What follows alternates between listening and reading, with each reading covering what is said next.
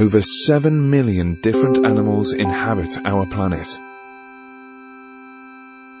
In India, I met farmers whose crops have been literally washed away by historic flooding. In America, I have witnessed unprecedented droughts in California. In Greenland and in the Arctic, I was astonished to see that ancient glaciers are rapidly disappearing, well ahead of scientific predictions. All that I have seen and learned on my journey has absolutely terrified me. So the question now is whether we will have the courage to act before it's too late. And how we answer will have a profound impact on the world that we leave behind, not just to you, but to your children and to your grandchildren. As a president, as a father, and as an American, I'm here to say we need to act.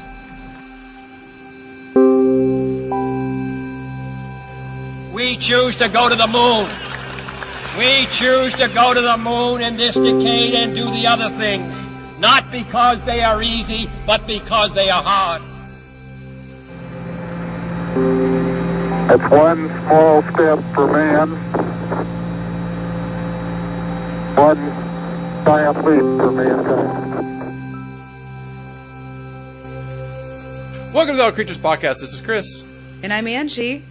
Angie, what a great end to an awesome week on hippos, Fiona, awesome. Big smiles all around. Oh, yeah. It's an amazing week. It's an amazing time to be a podcaster, budding young podcasters that we are. Yes. I wish we were younger, but I know. We're still young. Yeah, we're still young. But yeah, it was so fun. It was great getting John, my husband, involved and having our vocalization off and just a lot. And of course, getting to sit down with Christina from Cincinnati was incredible. Yes. And I this one is tough to beat. One of my just favorites. It was just fun talking about hippos. It was fun having John on. You guys were cracking me up. His little dance. I did get a screenshot, so it's on the website. John dancing in the background. His winning dance. I said, yeah, we don't get to see that often because usually I'm right. So it's pretty rare when he gets to do his John's right.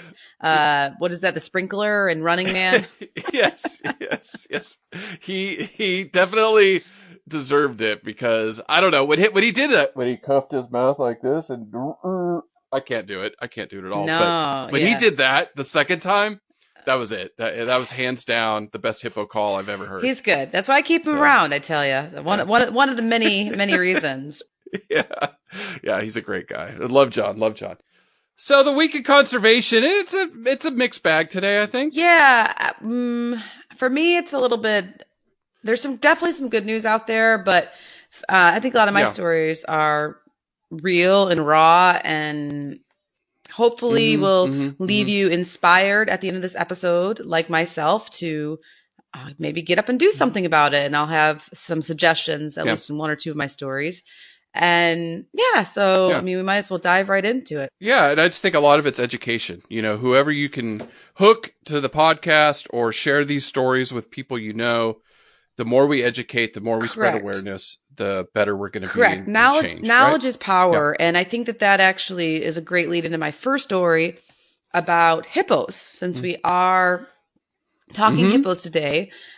Just like 3 days ago, I found an obscure article reporting that in Zambia, the country that John and I have both traveled to, I've been a couple times, that has the large... And you talked about hearing hippos. Oh, night, yeah, right? yeah, I mean, Luanga. you heard them. I was in North Luanga. Yep. But so the government in Zambia is proposing a cull. That means shooting or destroying hippos in order to, quote unquote, control the population in some parts of the river. And this is towards South Luanga. But what this call in Zambia for the hippos, what they would allow are trophy hunters to shoot about 250 hippos annually. And this stirs a big controversy in Zambia. Of course, I'm sure it stirs one in your heart, Chris, definitely in mine, and probably for most of our listeners out there who are very conservation oriented and definitely fell in love with hippos this past week by listening to our other podcasts, if they haven't already. And just to give you a little background on this, is the hippo population in the Luanga River is currently the largest in the world. It's estimated to be around 25,000 hippopotamuses living in the Luangwa River. I got to experience seeing lots of them years ago, which is awesome. Lucky. Mm-hmm. Yes. And in fact, it's about 20% of the world's surviving hippos are found in this single river. Wow. Mind you, it's a very big, wide river. Yes. Which, but still, that's sure, 20,000 hippos, right? Absolutely. And I think if you're a hippo lover like myself, that's one of the places that you can go to and like pretty much guarantee that you're going to see them. And so for Zambia, this is a real success, conservation success story. Mm-hmm. But different parts of the government are thinking that a call might be a good idea. And obviously it probably generate some revenue with trophy hunting. And another reason for the proposed hippo call out of Zambia is anthrax, which of course any listener knows if they hear that word, it's like code red. That's a very, very deadly disease. Yeah. And a lot of times different species of animals such as hippos, cows, sheep can sometimes suffer from it, especially when there's drought in Africa. And historically, there's been hippos that have had a little bit of anthrax in Zambia and Namibia years ago. However, none of this anthrax spread to people. So in the unlikely event that a hippo did get anthrax on the Luangwa River, it potentially could spread to people because people also use the water for fishing and boating and cleaning their laundry. Mm-hmm. But as long as if they weren't exposed to dead flesh or they didn't eat the meat, they would be fine. And anthrax, I'll just jump in real quick because that was kind of my thing in the Army was, biological warfare, defense, not making stuff. I was, in charge of, ensuring we were defending against some of that stuff. And biowarfare is the scariest stuff on earth to me. Sure. More than nukes and chem weapons. But anthrax is not one like, say, Ebola. Gotcha. Ebola in Africa is horrific. But the only good thing about Ebola is it kills people so quickly that they can't spread it as well. Look at you're being positive. I love how you do that. That's it. It's like, it's not so bad. I'd rather go from Ebola than anthrax any day, folks. No. I'm just saying, like, anthrax isn't that as scary as Ebola. Sure. Ebola scares the snot out of me. It is. But it's a nice, clean death. And melt. Yeah. No. Ebola? Oh my God, no. It's like, you liquefy. Your insides liquefy. So which one's the easy one? Anthrax is the easy one? There's no easy death with bioweapons. It sucks. Nukes are easy because you die instantly. Okay, there you go. Unless you get radiation poison. Chem weapons, you suffer for a little bit. Bioweapons, you can suffer for weeks. And you never knew where it came from. It's scary, scary stuff. But yeah, anthrax should not be a reason to be calling hippos. And Chris, exactly, Chris. And so obviously the naysayers of this proposed call of hippos are basically, their comment is, okay, so you call 250 out of 20,000 a year. Is that going to really help? If you really are allegedly worried about potential anthrax, is 250 going to even help reduce that teeny tiny percentage? No. And then the other thing too is one of the proposed call sites is near a very famous tourism destination and lodge where people like to sit and watch the hippos. And so a lot of people that like to go view wildlife or use photography with wildlife aren't necessarily fans of hunting wildlife, especially in threatened, right? The hippo, let's keep in mind, folks, too, the hippo in general, they're threatened. Their numbers are between 115,000 and maybe 130,000. 125? Yeah, right? 130, yeah. So the animal's vulnerable. And now, keep in mind a final decision has not been made. And because this is happening over in Africa, in Zambia, I'm not sure what my advice would be to the listener if they're worked up, but you could probably contact some of the Zambian tourism or wildlife viewing Facebook groups and maybe just tell them, hey, I don't like this. I just learned a lot about hippos from this awesome podcast. And they're awesome. They're intelligent. They're beautiful, magnificent. And the other thing too, that I guess, I don't know if I touched on this in our normal podcast, but keep in mind that hippos are more endangered than elephants as far as numbers go. Yeah. I mean, a little bit less. Yeah. So Yeah. There's definitely less of Yeah. them in general, and I think they don't get as much media At all. In fact, At all. at You're all. right. And this article, like I said, this article that I found, I had to dig up and find it from some obscure European media site, which I'm glad that they reported on it. But so yeah, I think it's just goes to show you that you got to keep up with this stuff, and then, or if you are a tourist, vote with your dollar. Yeah. Zambia is an amazingly safe and awesome country to view wildlife in, and so I highly recommend going, and hopefully our hippo friends will not be culled. Yes. We, a couple weeks ago, I think it was with Jim Winepress, or it could have been with Jesse. We were talking about trophy hunting, and it was the giraffe, and it was this young woman from Kentucky in the U.S. that had killed this beautiful, older, not ancient, but older male giraffe. And it went around social media. People were upset, I think rightfully so. And I kind of went into how trophy hunting's kind of not really helping conservation. And then you talk to Allison, which I know in another story here coming up in a second, you're going to touch upon her and her work in Africa, talked about trophy hunting. And she said there was very few places in Africa that did it right. Correct. Where that money did go to conservation. But in her view, because there's no regulation, there is no laws governing any of this or oversight, that people are going, oh, come kill a lion. It goes to conservation.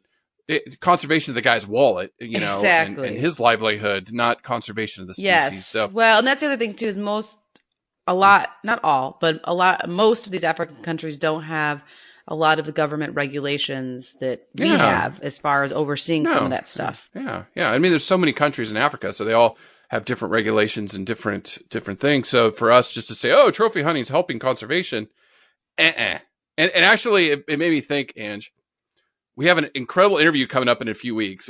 We're working on one, and I wish I could give it away, but I'm going to ask this researcher. No spoiler I won't give it alerts. away, but I'm going to ask him about trophy hunting because the species he covers is one that's often targeted. So stay tuned for that one.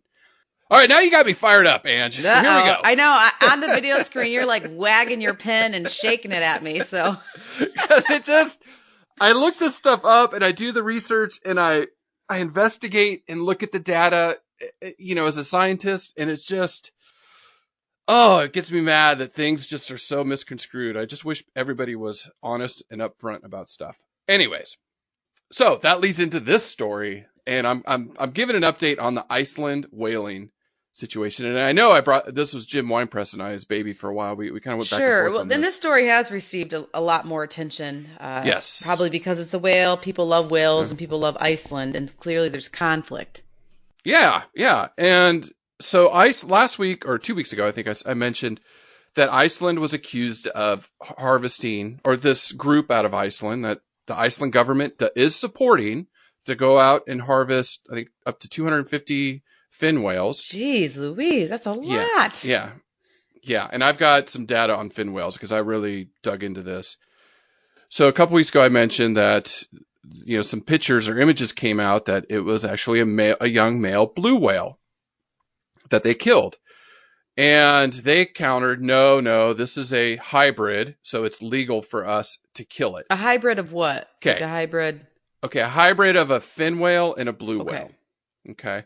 The whalers are saying, we go out when we see blue whales, we can identify them, their blowholes and all that stuff. When we come up upon them, if we identify it as a blue whale, we shove off and we don't harvest them. We go look for fin whales. This particular one, being a hybrid, had behaviors of, or the blowhole of a fin whale. So they killed it. And then they pull it out of the water and it looks like a blue whale. So they're like, oh, it's a hybrid. Anyways, Iceland did do DNA testing. And this is coming out of Iceland. So I wish an independent lab outside of Iceland would test the meat, but it probably is, or the DNA. They said it was in fact a hybrid of a blue whale and a fin whale, which brings up a whole different discussion. That's pretty problematic and rare and weird if that is the case. Yeah. When you start getting hybrids in nature, so one that comes to mind is it was a few years ago, there was the polar bear and the grizzly bear hybrid that a hunter had killed. That means polar bears are coming off their natural habitat, environment, or where they habitat, coming into crossing over with grizzly bears. And that's to me, that's an indication there's a problem when you start seeing this, because a polar bear and a grizzly bear should not be mating. It's not natural behavior. They should be seeking out others of their own kind. And they have strikingly different territories typically.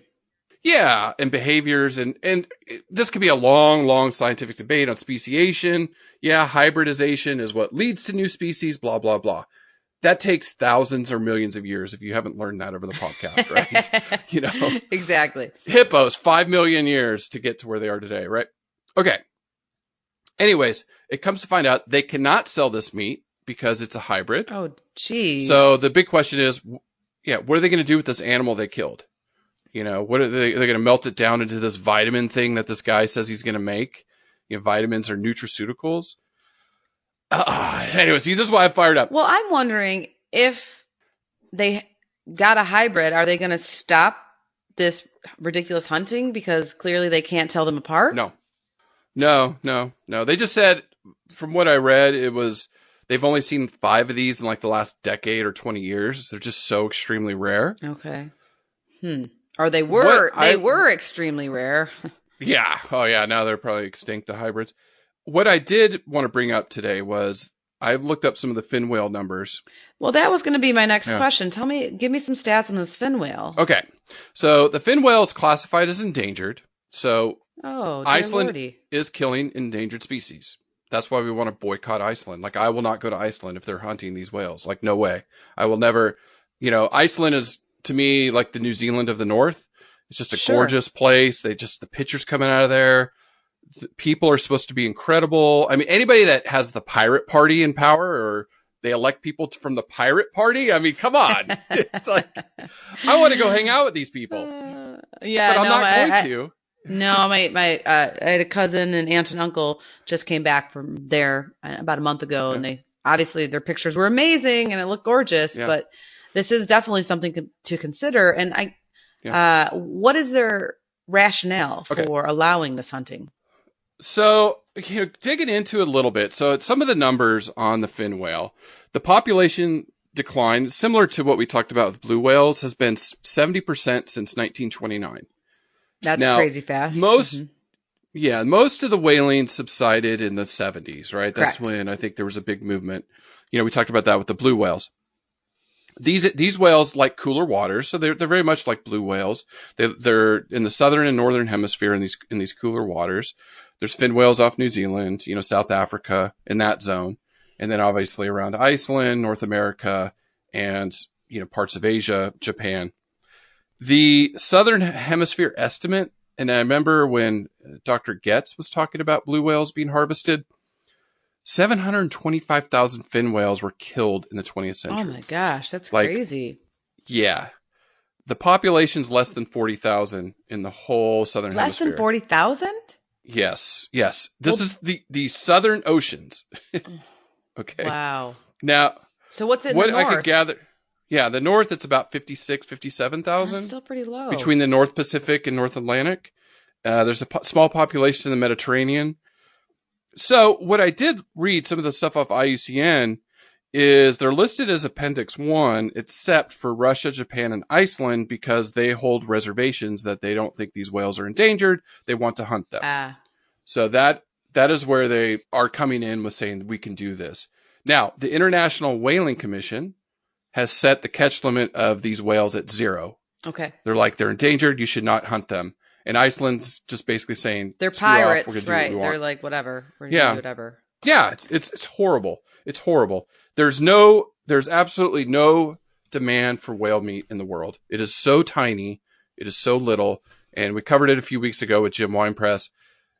It's horrific. And I'm going to keep following it. I'm like the dog that takes a bite and won't let go until this gets resolved, because it just, we should not be killing endangered species. No. And Chris, I actually love your gumption. That's one of the reasons this podcast is so fun, especially when we get to do our news and go a little off script and be a little wild. I know. A little more passionate. I know. With our opinions. Yeah. Well, if you're a rabid dog about the fin whale in Iceland, then I need you to help get our listeners as passionate as passionate, since you are American. I know you're translocated and currently a Kiwi living in New Zealand. But back here in the United States, our Endangered Species Act, or the ESA, is in trouble. So we need some Chris Mortensen fire in our pants, okay? Because what's happening is the current administration, thou who shall not be named, wants to roll back the Endangered Species Act, okay?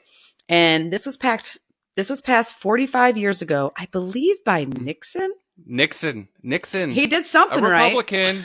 Yeah, no, he did. He and he's a Republican, he's a California boy. Yeah. And he's a California boy. Southern California boy. Got himself into a little bit of trouble for our non-American listeners. Got himself impeached, but hey. Yeah. Almost. He resigned? Yes. Okay. Which hopefully happens soon somewhere else. Thou who shall not be named. Yes. So, but anyways, the Endangered Species Act was passed 45 years ago in the United States to protect thousands of plants and animals that humans, that due to our habitat encroachment and deforestation and urbanization, we've pushed habitats and driven many species close to extinction. So currently, today, there are more than 2,300 plants and animals that are protected under the ESA in the United States, and somewhat abroad. There's obviously some crossover. However, last week, our administration, thou who shall not be named, the Interior Department proposed big changes to the ESA, and they want to do some sweeping rollbacks, as what some people have claimed are regulatory tape. Okay, and proposed changes could currently end the practice of automatically providing future threatened species with the same protections that endangered species receive. Okay. And these new protections, or lack thereof, for threatened plants and animals would be determined on an individual species conservation needs. And the most obnoxious part, in my opinion, if I'm allowed to say my opinions. Yeah, please. Yeah. Like, that's why I wanted to do this. So that's okay. That's annoying. So basically the first part saying that, okay, you're threatened, you may not be protected, you're endangered, we actually rescue you, you go to threatened, and then you're just going to be kicked off the list. Kicked to the curb, kicked off the list, no more future protections, which, as you and I have discussed, is between like threatened, endangered, and critically endangered. I mean, the numbers are, they're already really, really low. Okay. Yeah, critically endangered's horrific. Yeah. And so threatened's low too. And so, it is. And so no longer, you wouldn't be protected if you're threatened. And then the other real kicker is species would be talked about on a individual need for need basis. And these new rollbacks would allow officials to consider the economic impact of protecting a species when it's enforcing the Endangered Species Act. All right. So economic impact is a very loose term. And of course, Republican lawmakers for years have tried to roll this back, claiming that it hurts business, especially mining, drilling, and logging. Yeah, gas and oil. Yeah. So big three. Yep. Which of course we have to have that, but I feel as though they would win these rollbacks all the time. They would win, and then it just would not bode well for any species that go up against any little species that go up against like a mining or a drilling or a logging company. Forget about it. I know in Northern California in the 90s there was a big thing about an owl. It escapes me now. And growing up in California and Southern Oregon where my dad lived, looking at clear cutting forests and just the devastation, looking at it. And I know forestry experts over the years have adapted to how to be more sustainable. So, I think, I don't know, just in my opinion, and I'm not an expert, but on this, I think they have adjusted somewhat. The oil and gas, I just don't understand, the anti-climate change nonsense that they're spouting. I just don't understand how they're not adapting to the world of what's going on. And then mining, and I've dealt with some of the mining in Florida. around the horse farm there that they were trying to develop a mine right next door to many horse farms in the area where they were going to be dynamiting and stuff. And we had to fight them in the city council. So yeah, it's so frustrating. Well, it is, Chris. And I think that the other thing to point to, a quick reminder from a positive note about the ESA, is that the Endangered Species Act have prevented many, many, many iconic species from disappearing. A lot of them we've covered, and the rest I'm sure we should cover, especially since these potentially dark days are upon us. But the bald eagle, the American alligator, grizzly bear, American peregrine falcon, southern sea otter, humpback whale, green sea turtle, gray wolf, Florida manatee, and California condor would not be here if these little rollbacks, if you will, pardon my air quotes, were allowed. Yeah. No, it's... And the people that yes, there's that Mortensen fire. Yay! Like I think of the head of education, Betsy DeVos. Like she does not belong there. She doesn't know what she's doing. All these appointees that got pushed in, they're not scientists. They don't have the background. They don't know what they're talking about, and they're just all about big business, making money, and getting the heck out as fast as they can. And they're doing more harm to the United States. And from afar, I still kind of keep an eye on what's going over there. I'm trying to ignore it, but it's hard not to get sucked in. I will find a way to, maybe I'll put something up on the website that people can click and link and contact you and I think alike. Great minds, their lawmakers. That was going to be my next promotion was a group called Endangered Species Coalition. They're easily found on Facebook or the World Wide Web. But they are putting together a movement on August 10th, so soon, to tell senators that Americans do support the current Endangered Species Act and don't want these changes. And we'll put a link on our website. It's called the Endangered Species Challenge or Extinction Challenge from the Endangered Species Coalition. And so lots of information on their webpage, and a lot of it, of course, involves your senators in different states and what you can potentially do from your couch or from maybe going to your local city council's office. And they're organizing it for August 10th. So I have no doubt that I'd say 70% plus of citizens in the United States support the Endangered Species Act. It is, it is such a small population that is thinking, oh yeah, okay, we'll roll it back.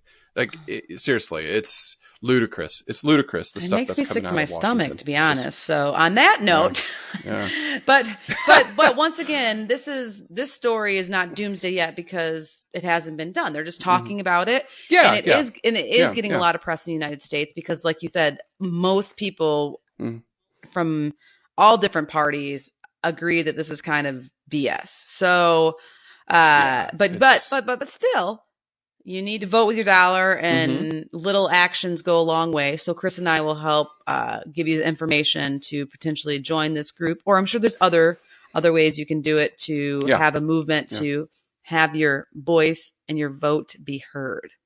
Well, speaking of your stomach, Angie, this one, God, we really covered like 3 stories this week because we're already going off. But this one, it's just one that I've been researching because, in the United States, when I was there, I was doing research in livestock, in horses and livestock and other species.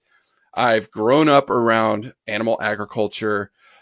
I understand it. I support it. I think farming, I support, you're a farmer's daughter. I am a farmer's daughter. We farm blueberries, but I grew up in 4-H and a lot of, obviously as an animal scientist, animal ag. Yes, definitely. Yeah, we understand. Yes, definitely understand it. Yeah. And support it. Yeah. Yeah. Now, this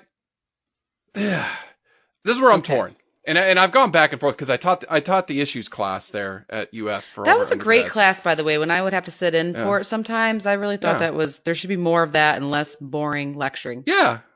Yeah, and it was interesting. I mean, the kids and I would debate and go back and forth on issues, and I just trying to develop critical thinking skills for them. Now, I read this, this week, and it's a discussion that I think we need to have around the world. And that is the title is Rising Global Meat Consumption Will Devastate the Environment. And this was a contentious issue in that class. And the students, would throw tons of data about how meat is good. I wrote a blog post. I got to find it. It was a really interesting study about grazing cattle. Okay. In the United States, we're actually helping to rehabilitate not just pastures, but grasslands. Sure, the grasslands. I remember that study. Mm-hmm. Yeah. Yeah, and it makes sense. Of course. I mean, we had walking across the grasslands, like that's how America evolved. Yeah, they're repopulating the microbes. Yeah, and no, I'm just saying, like, we killed off the buffalo. That was their niche, was helping keep these grasslands healthy. But now we can replace them with grazing cattle, and there is, there's benefits there.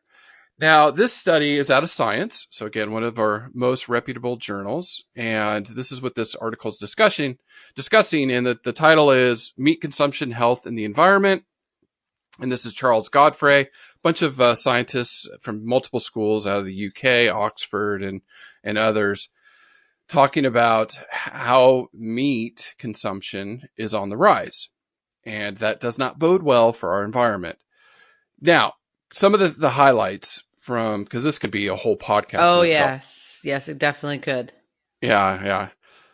So what they talked about is, okay, the average amount of meat consumed per person globally has almost doubled in the last 50 years. So 23 kilograms in 1961 to 43 kilograms in 2014.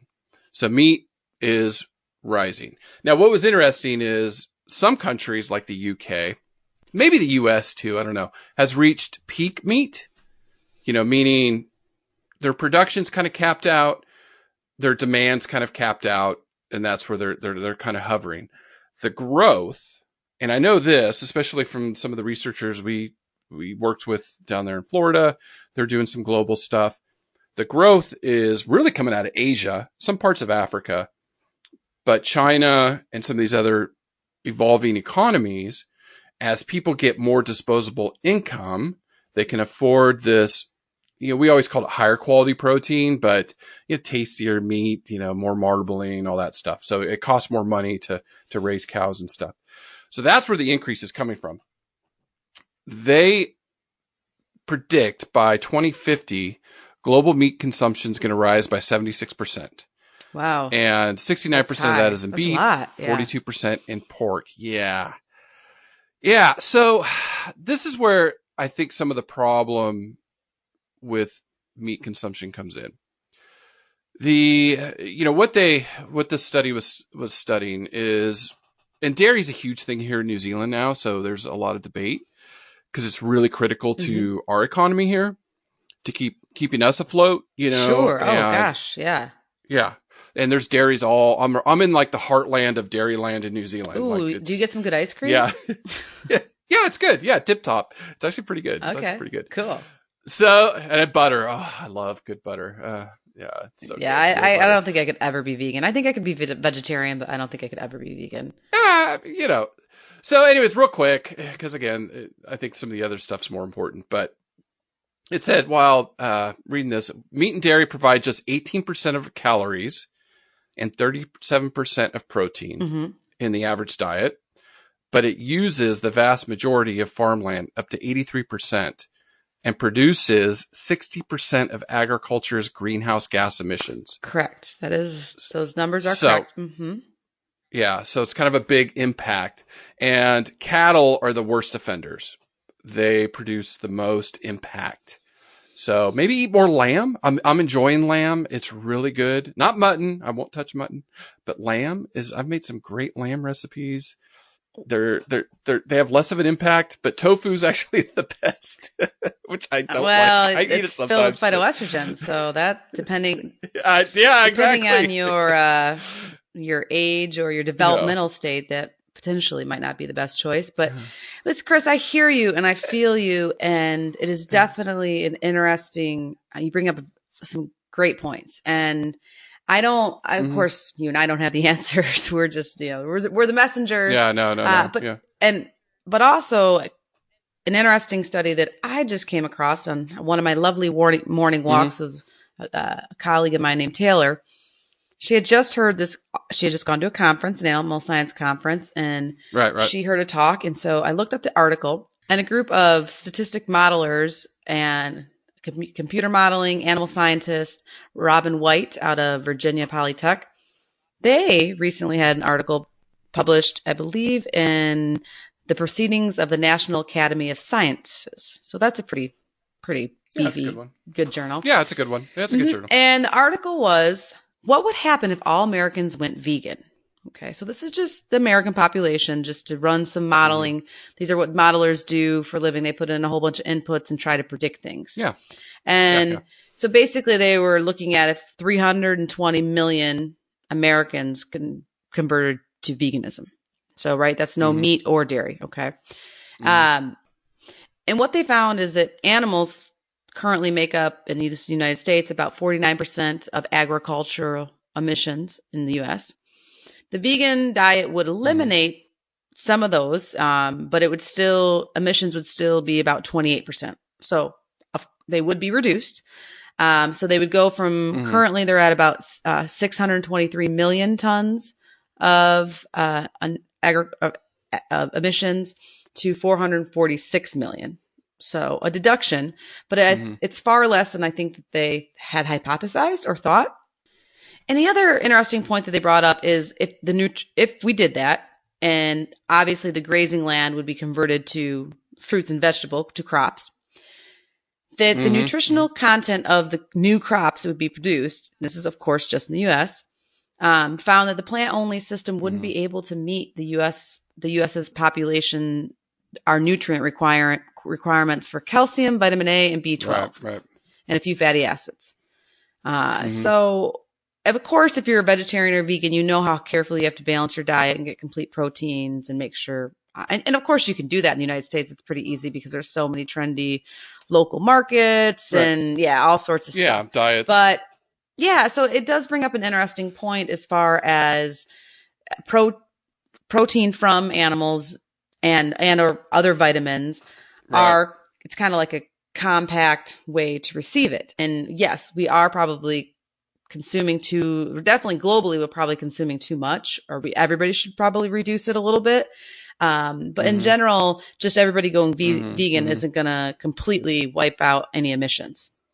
No. I mean, all that farmland has to be converted. It's like I said, there's that study that talked about the benefits of grazing cattle in the States.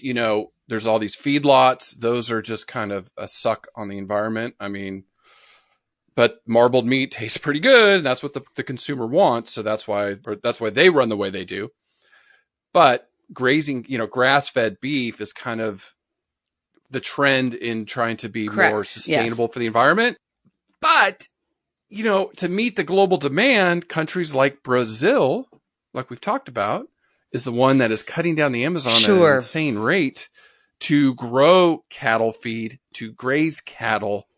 So I think there has to be a push to reduce consumption. Overall, globally, I agree. And then maybe in the United States, where maybe we've had plenty of meat for a long time. Maybe personally, maybe we can choose to back off a little bit. Yeah. To maybe counterbalance some of these other countries' increasing demands, or like they said in the UK, they reach peak meat, so demand's rolling back. In the United States, maybe we can do demands rolling back. Yes. Now this tariff war that's going on again, wonderful things coming out of the United States. I've read that farmers are suffering. They're suffering there now because of all these tariffs and trade war that for no reason whatsoever. Ugh, anyways, thou who shall not be named. Yeah. So again, my tip of the week: eat meat, a steak about the size of your hand. I used to love the 12-ounce steak, 16-ounce steak. Don't do it. It's not good for you. Don't do it. And do it. No, it's horrible. And do it less often. I think is the other key is have it be a real treat. And we do go for meatless Mondays in our house, but I've actually been trying to incorporate it a couple days a week, just because I feel better when I eat it, and sometimes the meat is so good I may overindulge. So, or with the meat, when we do have it, I'll cut it in half and make it a dinner and a lunch the next day, something like that. Right. Yeah. You stretch it out. I will say too, I did mention it earlier, but I did say eat lamb because Sure, lamb's pretty sure. good. I don't know. I enjoy it, but it's not the best greenhouse. I'm looking at this graph in front of me. Beef's the worst. Crustaceans Oh, are okay. next. What's the They're best? the worst. I mean, not. So beef is like way out there at 105 kilograms of greenhouse gases per 100 Okay. grams of meat. Crustaceans is roughly like 38 All right. kilograms of greenhouse gases. Lamb and mutton. Well, this is the high end. Lamb and mutton, 20. It looks like 25. Beef dairy herd is about 20, 25. Cheese, 20. Pig meat, less than 18. Poultry, 15. Eggs, 10. Tofu, like 4, 3.5. Peas. Eat lots I of love peas. peas. My kids actually love peas. I hide them in their macaroni and cheese. They don't even know they're eating vegetables. I hate peas. I can't say that. Pea protein. There it is. Say that 5 times fast. Yes. It's starting to become a little bit more popular for here in the United States for like nutritional supplementation. Mhm. And the other thing I need to try is I think it's probably soy based. I don't know. Maybe it's not. Is the Impossible Burger. My buddy Andy, he's recently a vegan or vegetarian he's been one for a while, and he said the Impossible Burger is amazing. So, but you gotta. I haven't had one. You got to go to a restaurant that serves them. I think maybe you can buy them online. So we got to check that out. One of our listeners, eat an Impossible Burger. Tell us if it's yummy. You know, we discussed some deep topics. So let's just do kind of a wrap up. Here's the good news of the week. I've got a good one, then I'm going to let you finish it out. This week, which was really cool, and we did cover whale sharks a few weeks ago, is a study out of Nova Southeastern University. And it was Novel Approach studies whale shark ages the best way while they're swimming. And so so out of our favorite place, the Maldives. They need to host us down there so we can do a podcast. Yes. So this was a conglomerate between them and the Guy Harvey Research Institute there. And that's where a lot of some of this stuff is coming from. And I know also we did the manta rays. They do a lot of work out of there too. So I think we really need to go there. Like once we win the lottery, we need to meet there. And as I say, it's good to have dreams. It's good to have dreams. I like it. Yes. So anyways, what they have done is over,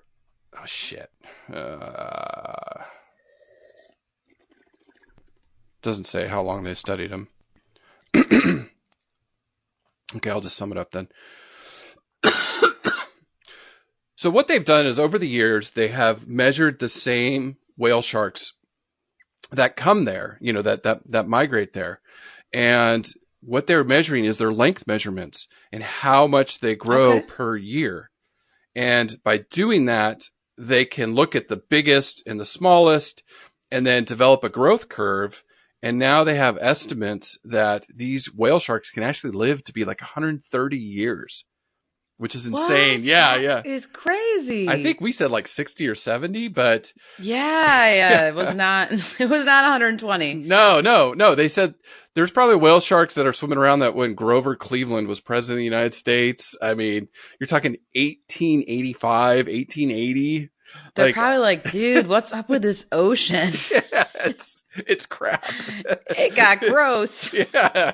So imagine what they've seen over the last century plus. So anyways, I thought it was cool. It shows, I think, I bring this up because not only is it whale sharks, which we love, and it just shows that there's so much more we need to learn about these animals, you know? So anyways, that was my good little feel good story of the week. Yes, and one of my feel-good stories, at least for me personally, this week, is news out of the Chattanooga Zoo.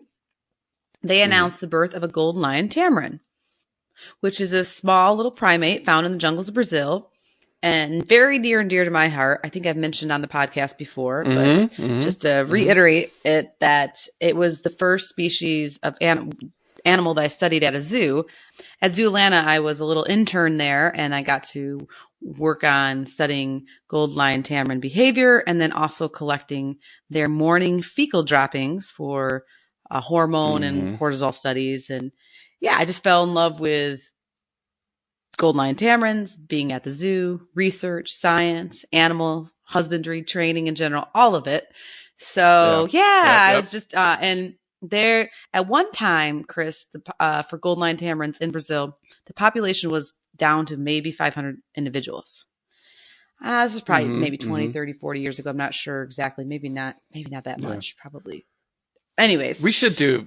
We're doing them for soon. sure. Yeah, I'm going to save them for like our, some special episode. And I'd like to get a researcher in as well. But now the population has definitely rebounded. I still think they're endangered. I don't think they bumped off that chart. But the government's been working together with a lot of different NGOs and a lot of different, of course, zoological institutions to help save these guys in the wild. And so, of course, keeping a genetic reserve bank in zoological settings is very important for endangered species. And so just congratulations to the Chattanooga Zoo. It's very excited. Golden lion tamarins are beautiful, beautiful little primates, and their babies are silly cute as well. Yes. It makes my kids actually, like my youngest Zachary, he kind of has wild. It doesn't have red hair. It's brown, but it has some strawberry blonde hints. So he's my little golden lion tamarin. So he is. He does. He acts like it too, right? And he's pretty funny. Also, I just want to update everyone who isn't aware. Currently, at least in the United States, a lot of people are participating in what's called No Plastic July. So my husband and I have been participating in it to the best of our abilities. And since we've been traveling a lot, it's been more. I feel like we're going to own No Plastic August. This July has been like a little bit of a warm up of like, oh, I didn't think of that. Or, oh, duh, did you bring our straws and spoons? So there's been a lot of like guilt and not being the best probably we could do. I don't think my husband's in a competition. I don't think he's in winning any awards but we're trying. And because of this, I've been looking into more plastic-free products. And so just some ones that have helped us out this month are boxed laundry detergent from 7th generation and dish detergent. Of course, you have your recycled or your canteen water bottle.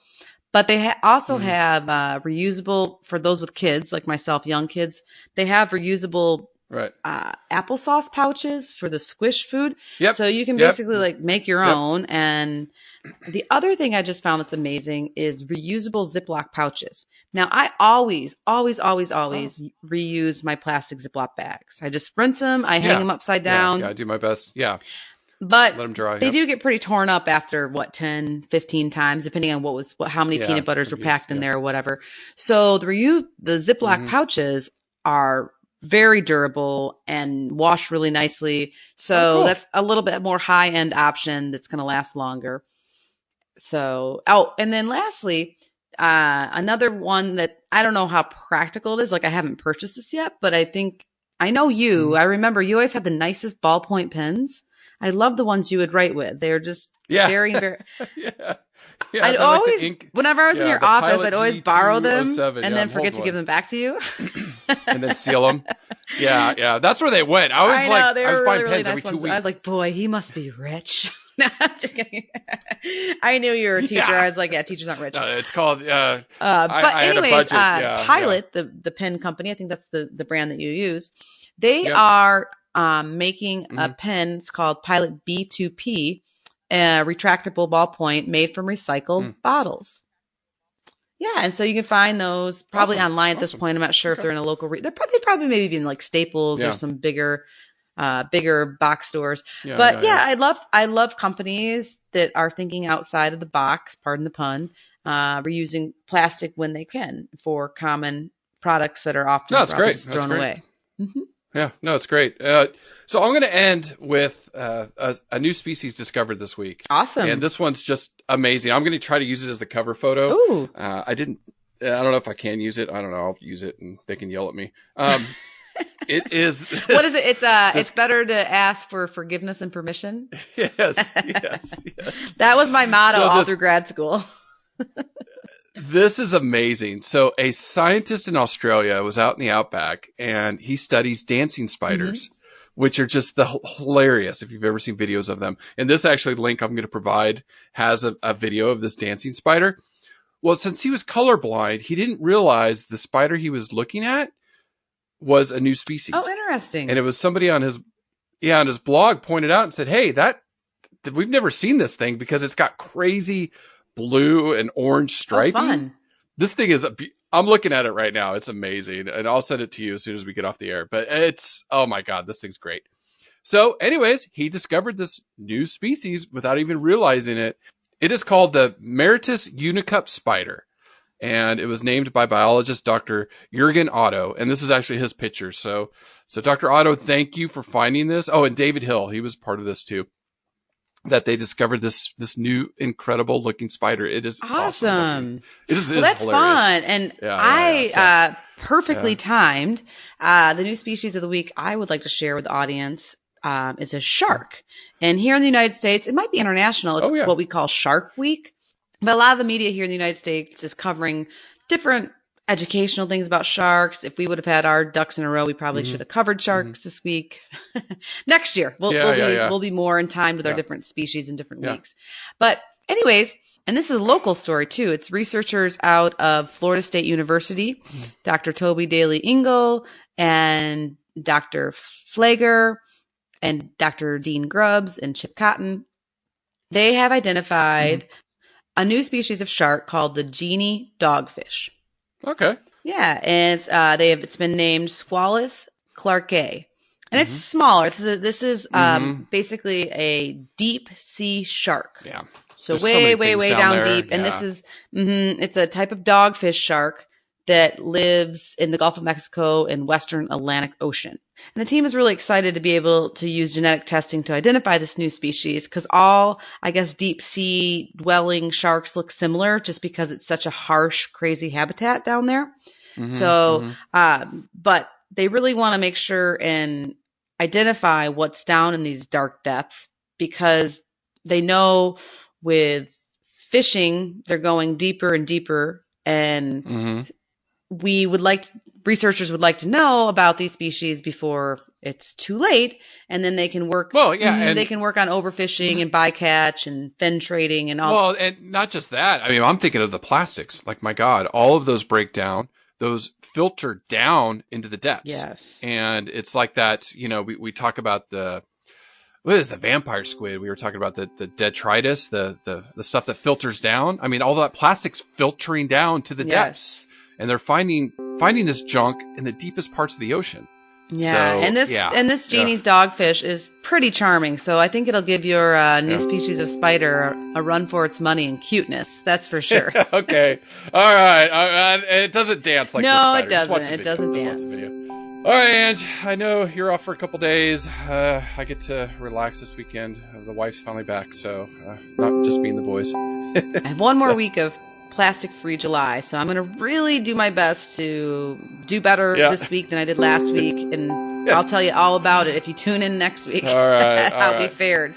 All right, well, stay tuned. We've got a new species. We have an interview next week. It's another full week for us, so we'll catch you on Tuesday.